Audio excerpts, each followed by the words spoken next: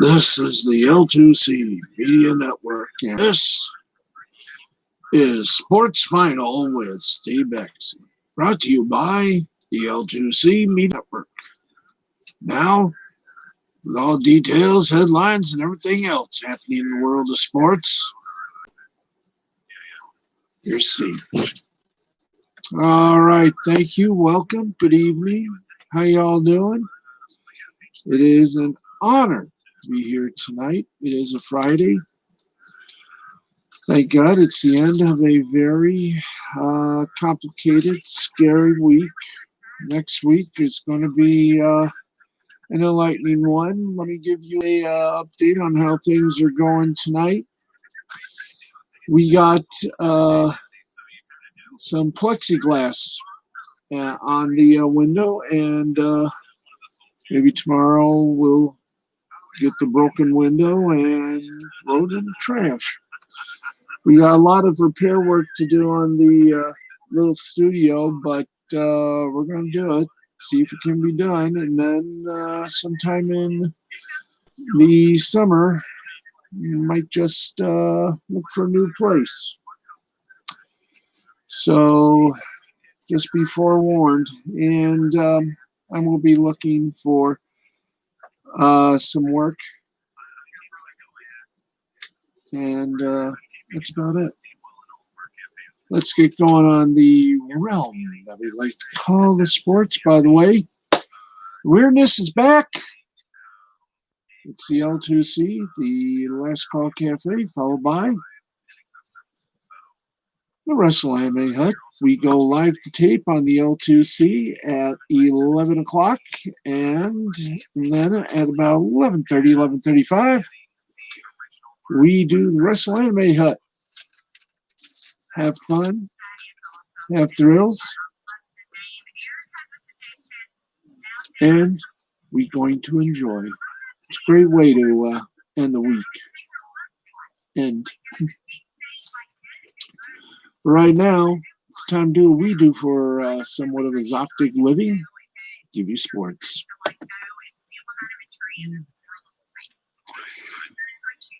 All right, everybody, we're doing the sports, and as usual, we start off with the NBA.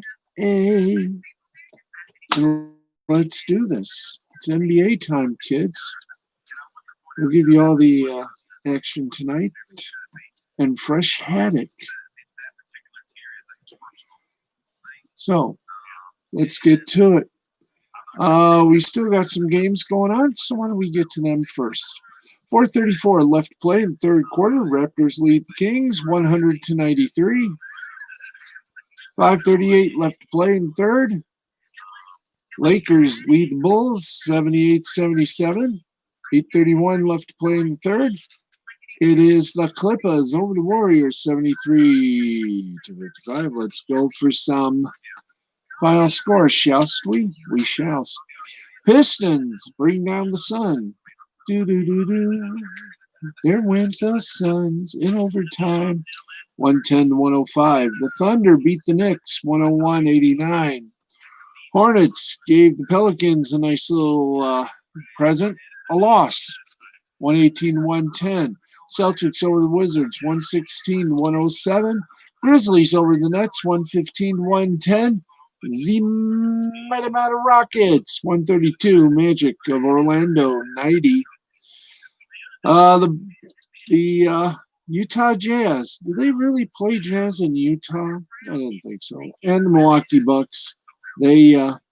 Jazz beat them 131-118. That's your NBA scoreboard. Wow. That was fun, wasn't it? Little NBA scoreboard. Let's bring you a little headline tonight. And we go to the folks at Major League Baseball. And a sad note into our headlines. Hall of Fame manager and all-around good guy for the Dodgers, Tommy Lasorda, died of a heart attack on Thursday night, according to the Dodgers team. He was 93. He had only recently been released from the hospital after a month-long stint that included time in the ICU. The team said in a statement, quote, Lasorda suffered a sudden cardiopulmonary arrest at his home at 10:09 p.m. He was transported to the hospital, resuscitated. He was pronounced dead at 10:57 p.m.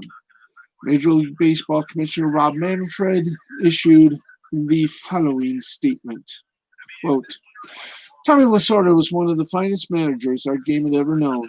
He loved life as a Dodger. His career began as a pitcher in 1949, but he is, of course, best known as the manager of 2 World Series champions and 4 pennant-winning clubs.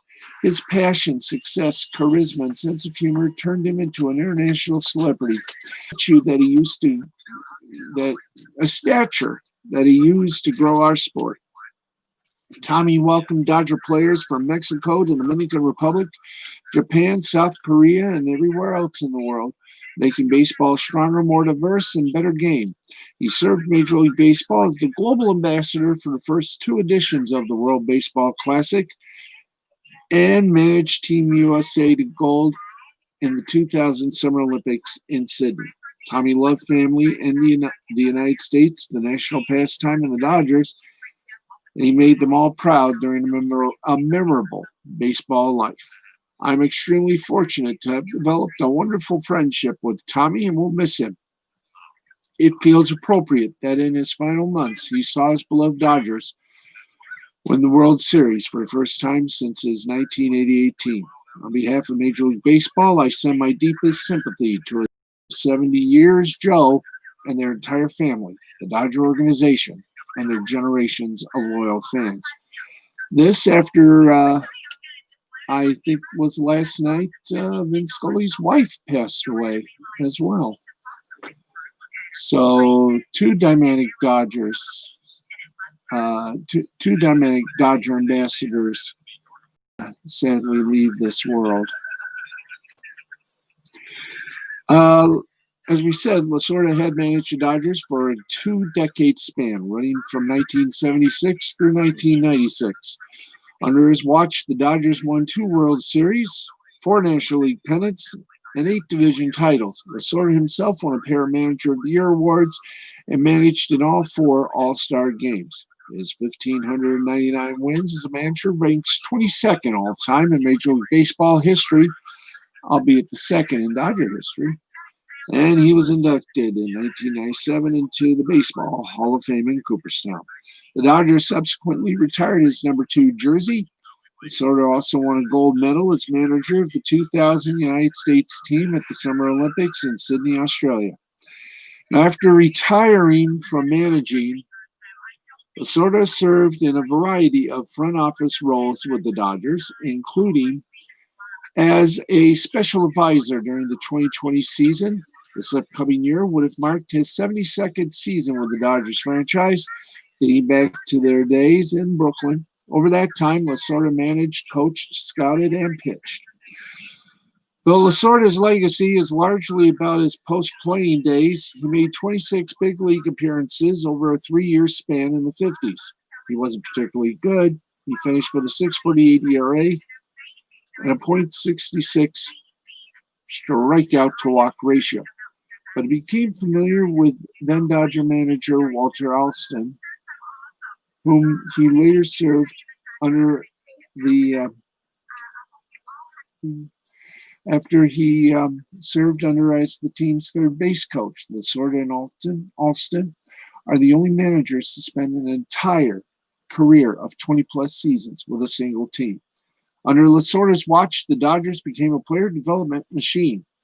He managed 9 Rookie of the Year award winners, including Rick Sutcliffe, Fernando Valenzuela, Steve Sax, Eric Karros, and Mike Piazza, who was the organization drafted and signed at his behest. Now, despite Lasorda's success, it's worth noting that he was never credited for implementing a strategical wrinkle. Bill James, in a seminal book about managers, noted he wasn't sure how Lasorda had changed the game, concluding, quote, If you're a Dodger fan and you know the answer to this question, I'd be interested to hear about it, end quote. For all of Lasorda's on-the-field glory, he was involved in a number of ugly incidents. In 2014, he said during a television appearance that he hoped that V. Stiviano, the ex-girlfriend of former Clippers owner and Lasorda friend Donald Sterling, would get hit by a car after recording Sterling making racist comments. Lasorda was more recently involved in a 2018 incident that was caught on video in which he asked a fan where they're from before instructing them to go back there. Lasorda also refused to accept and acknowledge that his son Tom Lasorda Jr. was gay and that he had AIDS. Lasorda Jr. died at the age of 33, and Lasorda Sr. maintained that it was due to pneumonia. My son wasn't gay, no way. I read that in the paper. I also read that a lady gave birth to a bleep monkey. It's not the truth, he once said to GQ magazine. No matter what, the man was loved by Dodger fans. Tommy Lasorda, dead at the age of 93.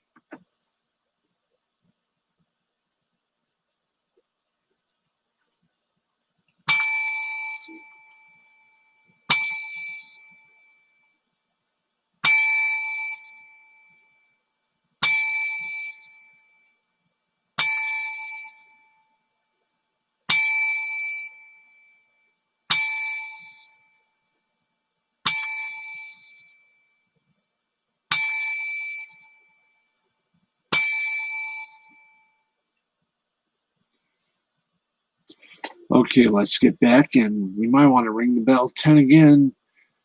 Jim Harbaugh, those of you who wish he would have departed, well, he's not.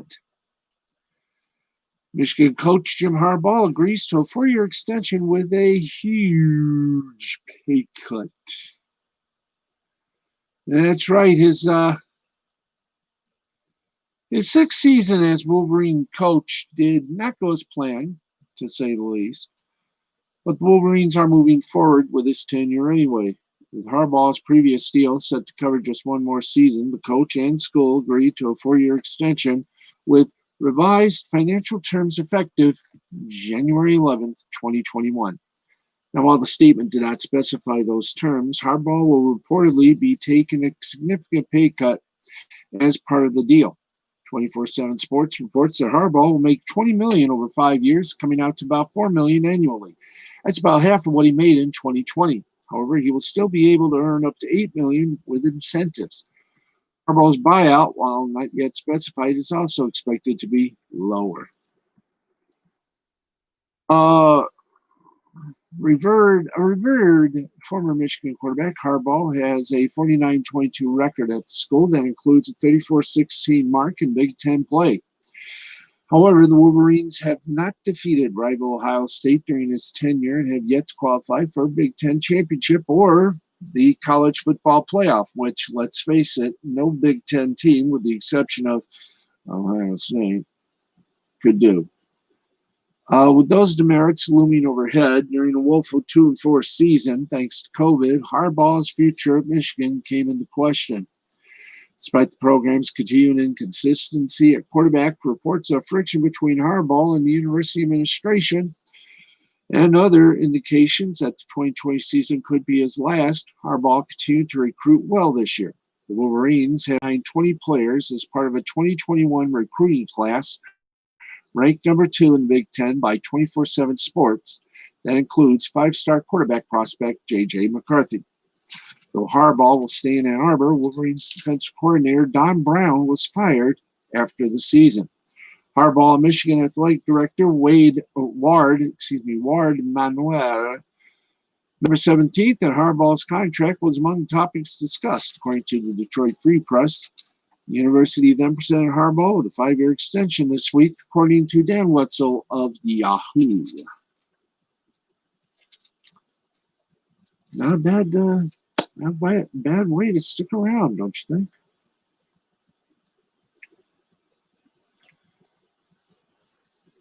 All right, let's keep on going here. College basketball literally had a lights-out finish in the Sun Belt. That's right. I love this. Little Rock. Let's get up there, boss. Little Rock, the preseason favorite to win the Sun Belt, lost Friday 66-64 to Louisiana in a lights-out finish that may live on forever in infamy. And by lights out, I mean the lights went out. With the Trojans trailing by 2 points and in possession of the ball, the red victory lights inside the Cajun Dome kicked on, and the regular lights went dark with 5 seconds still remaining in regulation. Officials did not call a stoppage and let the game continue on, thrusting the final frenzied seconds into complete mayhem as players scrambled in confusion. Gotta see the video on that, folks. Little Rock's would-be game winner from three-point range fell short, sealing Louisiana's win. Louisiana coaches and players quickly scurried to the locker room as the officials declared the game was over, but Little Rock coach Darrell Walker could be seen arguing about the ending. According to the Academia Advocate, he had to be restrained by arena officials and a police officer because of a heated endgame debate with the officials. To say this was a weird ending is an understatement.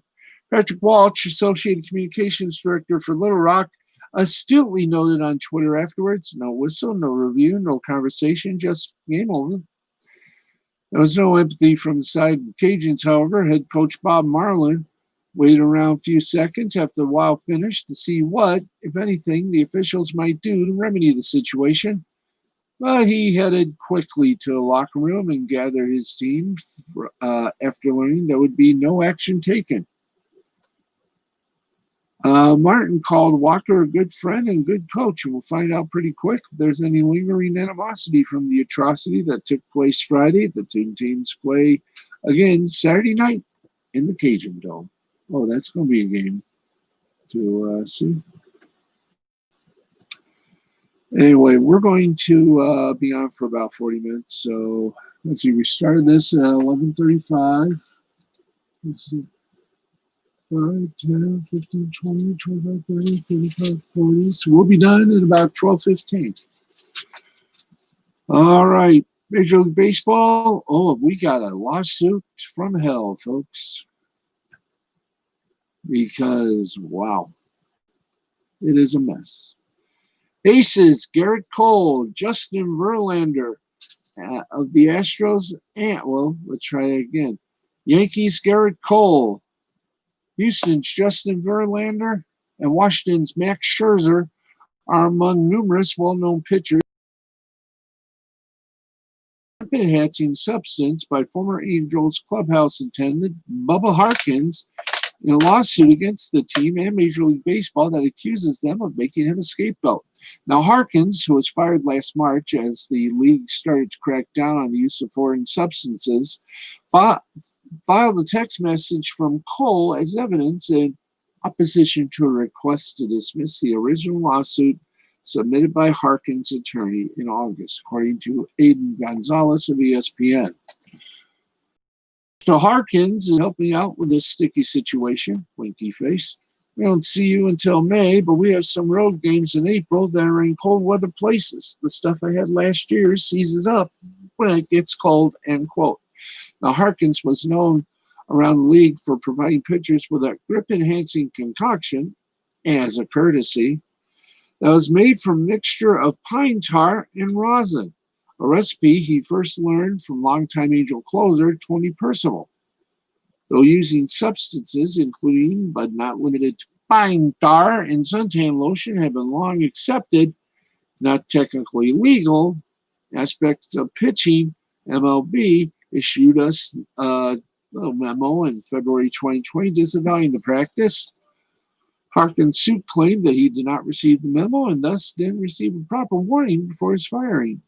Pitchers have long argued that the use of grip-enhancing substances is in part a safety measure with their improved controlling curbing of the potential for hit basemen or otherwise. Okay. Let's keep going here. Pitchers have long argued that the use of grip-enhancing substances is in part a safety measure with their improved control, curbing the potential for hit batsmen or otherwise erratic throws. Harkin's lawsuit claims that his dismissal has left him unemployable and notes that no other individual has been punished for similar reasons. Wow. That is an angry person. Anyway, 54 minutes past the hour, 6 minutes to the midnight hour, and today is Friday, which, well, everybody knows what that means. That means, yes, it's a Freak Out Friday, and believe it or not,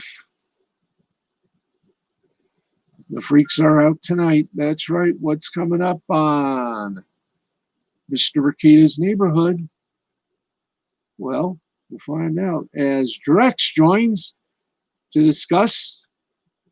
Well, we don't rightfully know because it was redacted, censored, and gulagged.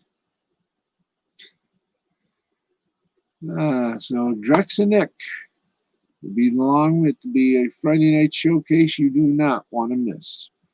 That's tonight on the Ricada Law Network, on the Ricada Law channel, right here on YouTube. And we have done the commercial. Okay, we got more headlines, and then we got the scoreboard. We're going to say an early hello to our good friends. Of course, I do mean very good friends, whoever they may be. Yeah, you folks out there. It's going to be fun, isn't it? Yes, it is. Pretty easy. Okay, believe me when I tell you. Oh man, I cannot believe my eyes might go to sleep. Yeah. Anyway. Oh, excuse me. Okay, well, the Cowboys are looking for a new defensive coordinator. And a few other people, too. That's right. The Mike Nolan experience is over in Dallas as Cowboy insider Patrick Walker reports for CBS Sports. The club has fired their now former defensive coordinator on Friday. This ends just a one-year stint for Nolan on head coach Mike McCarthy's staff, and it was a season to forget on that side of the ball. On top of Nolan, defensive line coach Jim Tomasula has also been relieved of his duties. Yep. Yeah, I love it this time of year when we are officially, though unofficially, in the playoffs. And more. We got the NFL All-Pro first team. That's right. And who were they, guys?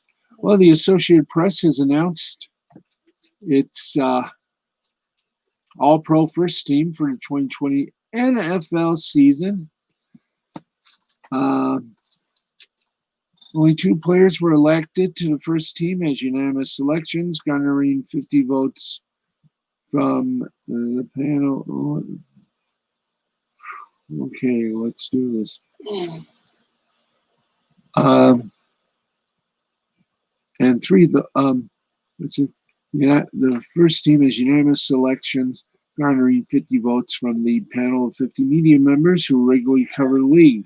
LA Rams defensive lineman Aaron Donald, Kansas City Chiefs tight end Travis Kelce. Donald ended his season with 13 half sacks, 27 quarterback hits, and 14 tackles for losses. This is his 6th consecutive All-Pro appearance, further solidifying his status as one of the best defensive players, not just of his era, but any era. Kelce, making his 3rd appearance, caught 105 passes for 1,416 yards and 11 touchdowns.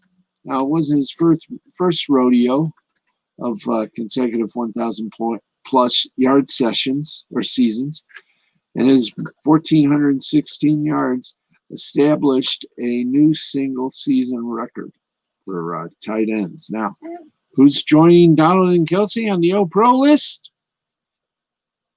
Well, listen up. Green Bay Packers quarterback Aaron Rodgers. Tennessee Titans running back Derrick Henry. Packers wide receiver Devontae Adams. Buffalo Bills wide receiver Stephon Diggs. Chelsea's wide receiver Tyreek Hill. Anyway, where do we leave off? Yeah. Packers wide receiver Devontae Adams, Buffalo Bills wide receiver Stephon Diggs, Chiefs wide receiver Tyreek Hill. Packers offensive linemen David Bakhtiari and Corey Lindsey. Indianapolis Colt guard Quentin Nelson, Washington football team guard Brandon Sheriff.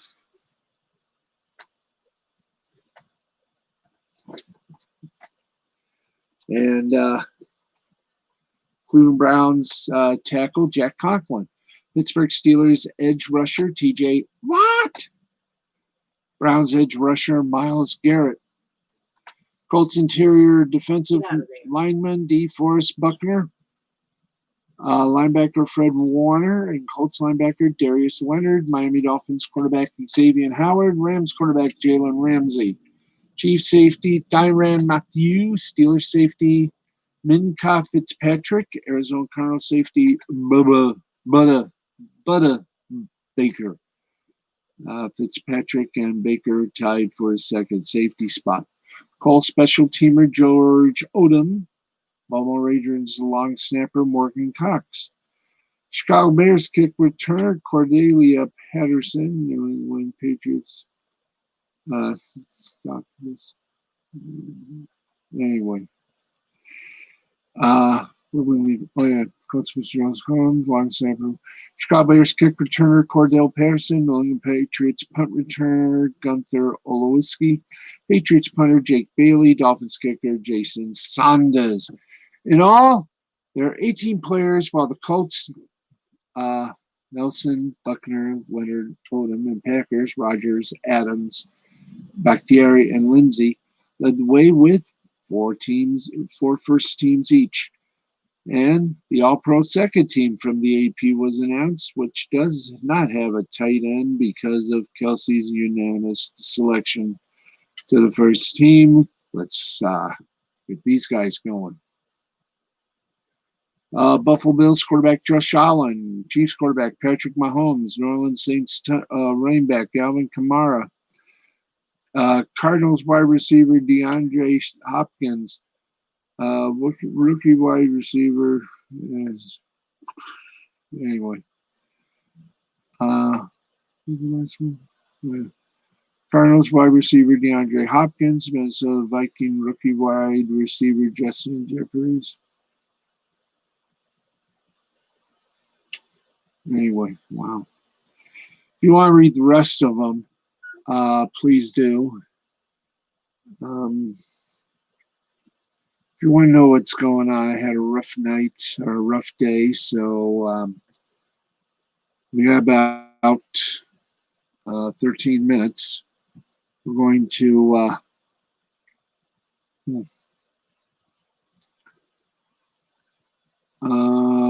go right straight to the scoreboard, folks.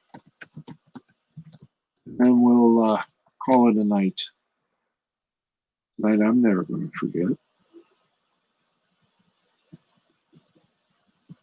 There we go.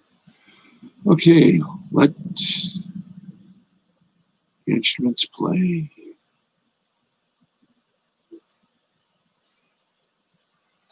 Okay, we're going to let the instruments play on, play on, play.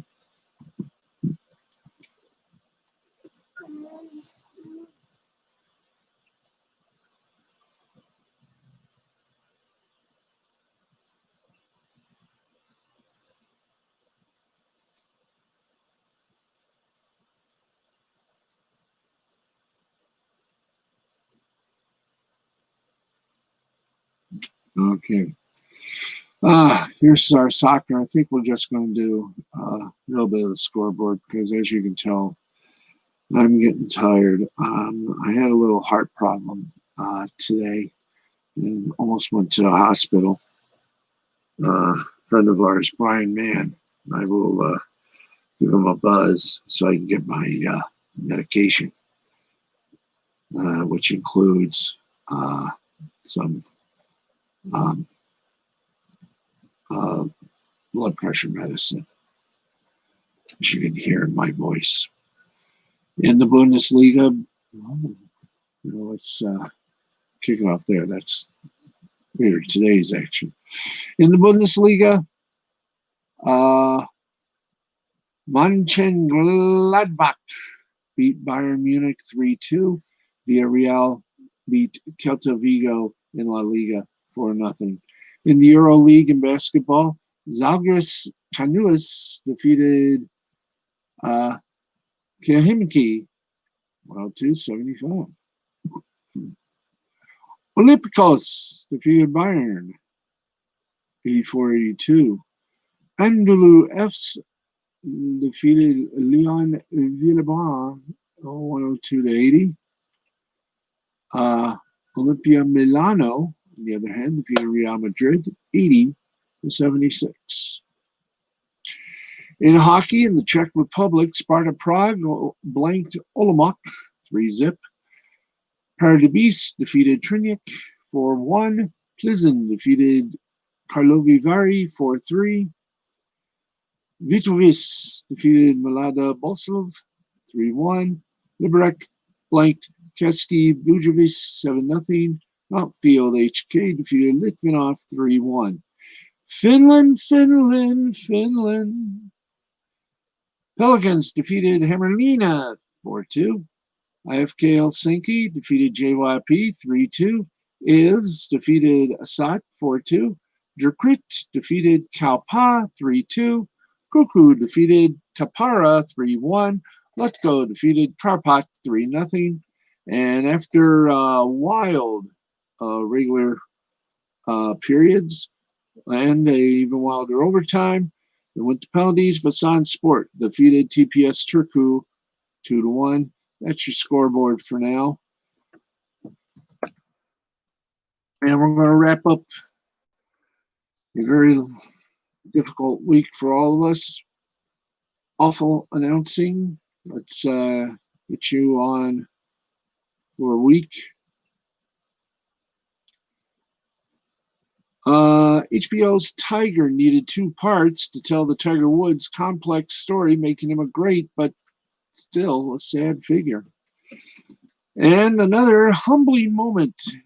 Jeopardy contestants blank on Chris Collinsworth clue. The announcers on NBC Sunday Night Football, Al Michaels and this former wide receiver. Yep, that was humbling. Kurt Warner announced that he tested positive for COVID-19. He won't work at the NFL Network studios this weekend. Mike Tirico, speaking of COVID-19, Mike Tirico will call the Tampa Bay Washington game from home due to COVID-19 protocols. Holly Rowe announced that she's tested positive for COVID-19 and will miss ESPN's college football playoff championship coverage. And we got just a couple more. Fundraiser launched to help famed Canadian sports media figure Warren Woods' medical recovery after a battle with COVID-19. Friends, and I know you're my friends because I love you guys very much. That is going to do it for us early. I want to thank you very much. Actually, we've got about 6 minutes left, so I want to say hello to most everybody on my Facebook. Well, everybody on Facebook, Twitter, and Instagram. I want to say hello to everybody watching, listening. And I want to take this time right now, just, I got to say what I got to say, and I'm going to say it. So get ready, and here it is. It has been a good week. And to prove how bad a week it was, the incidents in Capitol Hill in Washington, D.C. were disrespectful, degrading, debasing. They were shocking. And this country is has got a black mark on history. And I just want to say one thing. I don't care who you are or what you do for a living. But to do what you did in Washington, violating the sacred place of our government, that was wrong. What was supposed to be a peaceful protest ended up an insurrection. Anybody that would do something that disgraceful should be punished, indeed.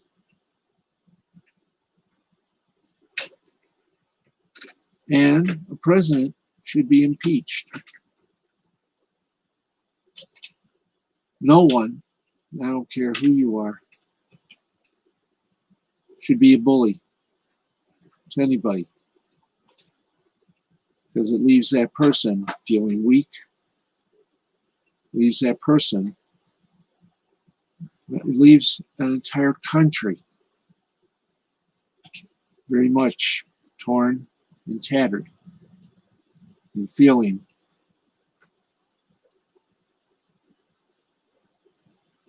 very much like they want to die themselves. To all of you out there who witnessed the heinous acts of insurrection, and if it's left you depressed, it's left you wanting to kill yourself and do anything more stupid, so let me say you're not alone. We've all done things that we live to regret, and the things that we do will haunt us for life. The incidents at Capitol Hill by a few idiots will haunt them for the rest of their lives too, even as their fates will be sealed by a court of law. To all of you, I wish this country well as it begins to heal under new leadership in a new world. I'll see you Saturday night, everybody. Steve Axley. Good night.